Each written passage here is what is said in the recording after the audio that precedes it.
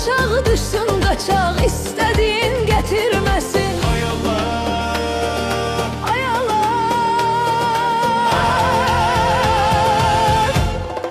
ay Allah. Oturup sana otaqda qan qusasan laxta laxta, səni görüm ölən vaxta dilin kəlmə getirmesin. Məzlumun qaldı burada, çağır Allah yetsin dada, meyitin qalsın arada, el yığılıb götürmesin.